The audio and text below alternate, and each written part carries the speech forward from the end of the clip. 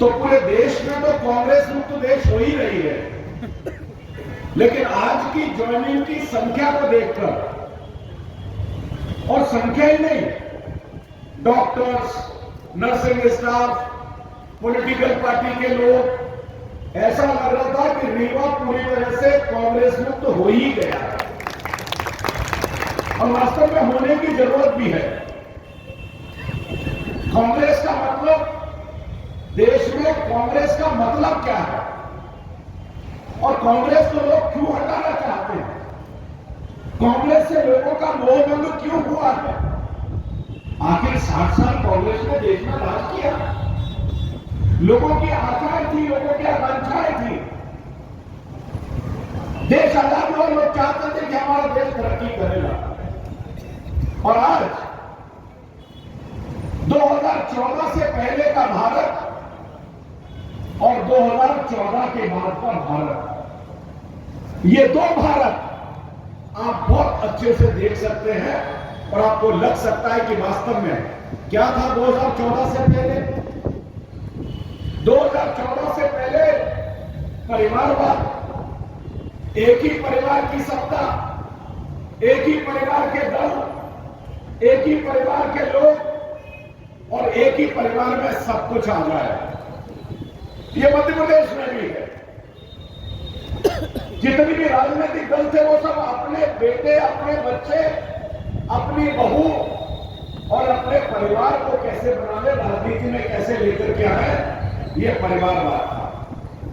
और परिवारवाद तब ज्यादा खतरनाक हुआ, आप जानते हैं, आप जानते हैं कि जम्मू कश्मीर के जो हालात बने वो किस कारण से बने। देश अगर पिछड़ा तो किस कारण से पिछड़ा, देश में बराबरी नहीं आई तो किस कारण से आई, देश में लगातार भ्रष्टाचार हुआ तो किस कारण से हुआ। उसकी सबसे बड़ी जड़ थी परिवारवाद, और उस परिवारवाद ने जम्मू कश्मीर को खोखला कर दिया।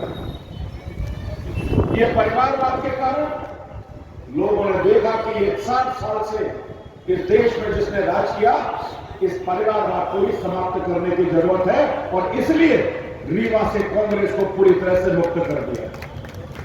2 दशक के अंदर पिछली बार, पिछले चुनाव में हमारे 30 में से 24 सीटें आई थी, और इस बार 30 में से 24 सीटें, 25 सीटें आई हैं।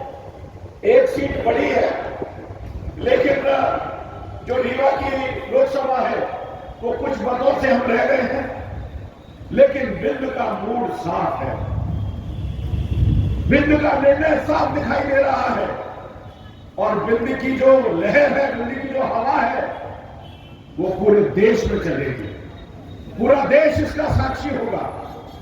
तो इस परिवारवाद को समाप्त करने का काम किया। तुष्टीकरण, ये कांग्रेस की दूसरी नीति थी। हमारे धर्म के साथ कांग्रेस ने क्या किया, हमारे इतिहास के साथ कांग्रेस ने क्या किया, हमारे धार्मिक स्थलों के साथ कांग्रेस ने क्या किया, राम के साथ कांग्रेस ने क्या किया।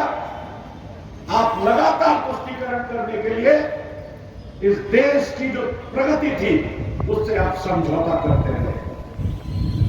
और तीसरा, बहुत लंबा भाषण में देना नहीं चाहता क्योंकि आप बहुत लंबे समय से यहां बैठे हैं।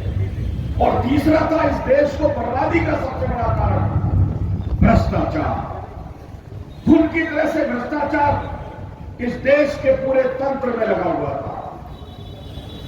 कलेक्ट्रेट में जाओ तो भ्रष्टाचार, सरकारी ऑफिस में जाओ तो भ्रष्टाचार, अस्पताल में जाओ तो भ्रष्टाचार, जहां जाओ आपको भ्रष्टाचार के अलावा कुछ नहीं मिलेगा।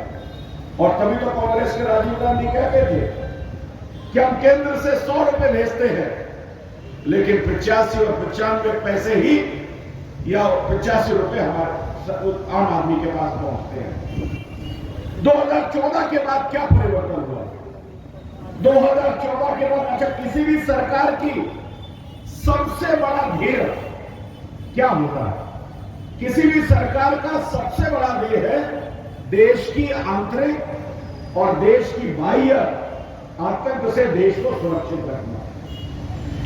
लेकिन 10 साल के अंदर देश की आंतरिक सुरक्षा आप देखिए, देश में किसी प्रकार के दंगे, देश में किसी भी प्रकार का आतंकवाद, देश में आम नागरिक अपने आप को सुरक्षित है। और बाह्य सुरक्षा की अगर हम बात करें तो पहले 2014 से पहले सरहद पर हमारा यही पाकिस्तानी पड़ोसी देश हमारे सैनिकों के धड़ को अलग करके और बॉर्डर पार करके भारत में भेजता था। ये हालात थे, लेकिन आज वो भारत नहीं है। आज बालाकोट में आपने हमारे सैनिकों के साथ अन्याय किया। अगर आपने हमारे 30 सैनिकों के साथ अन्याय किया तो सर्जिकल स्ट्राइक से उनके 300 आतंकवादियों को और सैनिकों को मारने का काम ये भारतीय जनता पार्टी की सरकार मोदी जी के नेतृत्व में किया। आज भारत के झंडे की ताकत देखो आप। ये जो तिरंगा हम फहराते हैं ना, इस तिरंगे की ताकत आप देखिए। रशिया और यूक्रेन का युद्ध होता है और भारत के हजारों छात्र उस युद्ध में फंस जाते हैं। पाकिस्तान के छात्र भी फंस जाते हैं, अमेरिका के भी फंस जाते हैं, लेकिन दोनों देश क्या कहते हैं? ये मेरे भारत का तिरंगा की ताकत देखो। दोनों देश क्या कहते हैं? जिस बस के ऊपर, जिस गाड़ी के ऊपर भारत का तिरंगा लगा होगा, विद्यार्थी निकल रहे होंगे, उस पर कोई आक्रमण नहीं करेगा। ये भारत की ताकत है, ये नए भारत की पहचान है। और ये नया भारत अब पीछे मुड़ के नहीं देखने वाला भारत है। आज गरीबों के साथ, महिलाओं के साथ, युवाओं के साथ, उद्योगों के साथ, सड़कों का बनाना हो, पुल का बनाना हो, IIM बनाने हो, एम्स बनाना हो, पावर की समस्या हो, किसानों को निधि देनी हो, मोदी सरकार, मोदी जी ने जो कहा था कि मेरी सरकार वंचितों को समर्पित सरकार है। जब वो आए थे पहली बार 2014 में पार्लियामेंट की सीढ़ी पर, उन्होंने नतमस्तक होकर प्रणाम किया था लोकतंत्र के मंदिर को। मैं कह सकता हूं कि मोदी जी ने अपने 100% वादे को जनता के साथ पूरा किया है। इसलिए लोग मोदी को चाहते हैं, मोदी की गारंटी को मानते हैं। मोदी जी जो कहते हैं वो मोदी जी करके दिखाते हैं। आज 5वें नंबर पर है। 2014 में जब हम आए थे तो हम 11वें नंबर पर थे, और मोदी जी ने कहा है कि 2024 में जब तीसरी बार सरकार आएगी, आना तो निश्चित ही है, तो भारत की अर्थव्यवस्था तीसरे नंबर पर आ जाएगी, तीसरे नंबर पर। और इस तीसरे नंबर पर आने का मतलब क्या? इस तीसरे नंबर पर आने का मतलब है कि हम पूरे विश्व में, आज अमेरिका में 4% से अर्थव्यवस्था बढ़ रही है, जर्मनी में 3% से अर्थव्यवस्था बढ़ रही है जीडीपी, इंग्लैंड में 0.1 से बढ़ रही है। लेकिन आप जानते हो कि भारत में कोरोना के बाद भी सब मंदी में जूझ रहे हैं सारे विश्व के देश, लेकिन आपका अकेला तिरंगे वाला भारत है, ये राम जी का भारत है, जो 8%, 4 से इस अर्थव्यवस्था को आगे हम बढ़ा रहे हैं। ये बदलता भारत है, देश खुशहाल हो रहा है। अब हमारे शुक्ला जी, शिवराज जी मुख्यमंत्री थे, पिछले 6 कार्यकाल में जिस प्रकार से वो लाडली योजना को लेकर के आए, जिस प्रकार से वो संबल योजना को लेकर के आए, जिस प्रकार से किसान सम्मान निधि को केंद्र ने अगर 6,000 दिया तो उन्होंने उसको 12,000 कर दिया, किस प्रकार से वो बुजुर्गों के लिए तीर्थ योजना लेकर के आए, और 90 दिन के अंदर, पुरानी तो इतनी योजना है जिनके नाम निकालना मुश्किल है, राजेंद्र जी ने बताया नहीं कि 90 दिन में इन्होंने क्या क्या कमाल किया है, क्या क्या कमाल 90 दिन में किया है। पार्टी के घोषणा पत्र में चुनाव के अंदर राजेंद्र जी आपने 457 घोषणा पत्र में घोषणा की थी, 457, शायद नंबर बहुत सारे लोग भूल गए होंगे, मुझे याद है। और 457 घोषणाएं 90 दिन में, इसमें से इन्होंने क्या क्या किया है? 90 दिन में 30 घोषणाएं तो पूर्णतः 100% लागू हो चुकी हैं, और 104 घोषणाओं पर 50% से ज्यादा काम हो चुका है। यानी 134 घोषणाएं 90 दिन में, अगर मैं उसको कैलकुलेट करूं तो लगभग 1.25 घोषणा एक दिन के अंदर उन्होंने पूरी की है। ये इनको बधाई देनी चाहिए।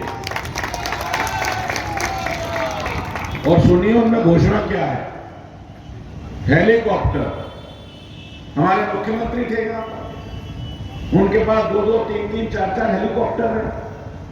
उनके घर में हेलीकॉप्टर उतरता है। हेलीकॉप्टर जब उतरता है तो जनता देखने के लिए उत्सुकता बढ़ जाती है। जनता के मन में भी आता है कि कभी क्या मैं इस हेलीकॉप्टर में बैठ सकता हूं क्या। लेकिन वो हेलीकॉप्टर है विलासिता के लिए, वो हेलीकॉप्टर है मौज मस्ती के लिए, वो हेलीकॉप्टर है उनके अपने बच्चों के परिवार के लिए। लेकिन राजेंद्र जी, मैं बधाई देना चाहता हूं आपको। आपने मध्य प्रदेश की गरीब जनता के लिए, अगर उसका कोई व्यक्ति बीमार हो जाता है तो इन्होंने व्यवस्था की है कि उसको फ्री हेलीकॉप्टर में एयर एम्बुलेंस से लेकर के आया जाएगा। जोरदार तालियां बजाइए इनके लिए। हम अस्पताल, 2-3 चीजें बता रहा हूं। हम अस्पतालों में देखते थे, किसी गरीब के यहां कोई देह छोड़ देता था तो उसके पास अपने घर तक ले जाने के लिए पैसा नहीं हो सकता था कि अस्पताल से कैसे लेकर के जाऊं। इन्हीं 30 योजनाओं में अब इन्होंने घोषणा की है कि अब किसी को भी इस तरह की घटना अस्पताल में होगी तो उसको, जो सरकारी अस्पताल की एम्बुलेंस है, वो निःशुल्क उसके घर पर छोड़ करके आएगी। ये व्यवस्था इन्होंने की है। हम गौ माता को मानते हैं, गौ माता की पूजा करते हैं। आते ही राजेंद्र जी के मंत्रिमंडल में इन्होंने कर दिया कि जो गौ माता को प्रतिदिन की राशि दी जाती है उसके खर्चे के लिए, उसको 100% बढ़ा दिया। 100%, यानी पहले जो 20 रुपए मिलते थे अब 40 रुपए उसके लिए मिलते हैं। इन्होंने शिक्षा के लिए, रोड के विकास के लिए, शहरों में मेट्रो आने के लिए, और रीवा में तो एयरपोर्ट आ ही रहा है, इस तरह से विकास हो रहा है। और जिस प्रकार से इस डबल इंजन की सरकार ने यहां पर किया, उसी तरह से मोदी जी ने जो स्वास्थ्य की सुविधा ये दे रहे थे, देश में 37 करोड़ लोगों को, 37 करोड़ लोगों को आयुष्मान कार्ड की योजना का लाभ हुआ है। 37 करोड़ लोगों को। 11 करोड़ लोग ऐसे हैं जो महिलाएं थी, गांव की थी, और मैं पूरे मध्य प्रदेश में पिछले साल भी घूमा था। माताओं को सुबह अपने मॉर्निंग की निवृत्ति के लिए खेतों में जाना पड़ता था, श्रम से आंख नीचे करनी पड़ती थी। 11 करोड़ शौचालय मोदी जी ने बना करके गांव-गांव में दिए हैं। ये उज्ज्वला योजना में 10 करोड़ गैस के सिलेंडर मोदी जी ने आम गरीब लोगों को दिए हैं। 25 करोड़ लोग गरीबी की रेखा से नीचे आ चुके हैं। 80 करोड़ लोगों को कोरोना के बाद, कोरोना में तो हम सबको बचाया ही मोदी जी ने, 80 करोड़ लोगों को आज भी प्रधानमंत्री जी की तरफ से अन्न दिया जा रहा है। मेरा आपसे कहने का मतलब है कि आने वाले जो 25 साल है, वो मोदी जी ने एक नए भारत के निर्माण की बात की है। और आप सब लोगों को साथ में लेकर इस देश में आमूलचूल परिवर्तन के लिए, पूरी तरह से देश में विकास करने के लिए, सभी तरह से देश के लोगों का सम्मान बढ़ाने के लिए, महिलाओं को और ज्यादा आगे बढ़ाने के लिए, इस आपका जो वोट है वो केवल भारतीय जनता पार्टी के लिए नहीं है। ये आपका जो वोट है, ये वोट होगा देश के स्वर्णिम भारत का इतिहास बनाने के लिए कि नया भारत कैसा होगा। पिछली बार आपने 2014 में 1,62,000 से इनको जितवाया था। 1,62,000 से, मेरे आंकड़े गलत नहीं है, 1,62,000 से जितवाया था। और दूसरे 19 के चुनाव में आपने 3,12,000 से इनको जिताया था। और मैं चाहता हूं कि इस बार बिंद पूरे मध्य प्रदेश में, पिछली बार हमारी 28 सीटें आई थी और इस बार हम छिंदवाड़ा भी जीत करके जाएंगे, 29 सीटें जीत करके जाएंगे। लेकिन एक विनती मैं आपसे करना चाहता हूं, इस बार पूरे मध्य प्रदेश में सर्वाधिक पदों से अगर कोई सीट जीते तो जनार्दन मिश्रा जीते, ये संकल्प आप लीजिएगा। एक बार जोरदार तालियां इनके लिए बजाइएगा और एक इतिहास बने इस मध्य प्रदेश में कि विंध्य पूरी तरह से भाजपामय है, विंध्य पूरी तरह से राममय है। भाजपा का मतलब राष्ट्र की सेवा है, भाजपा का मतलब देश की सेवा है, भाजपा का मतलब गरीब की सेवा है, गरीब कल्याण है।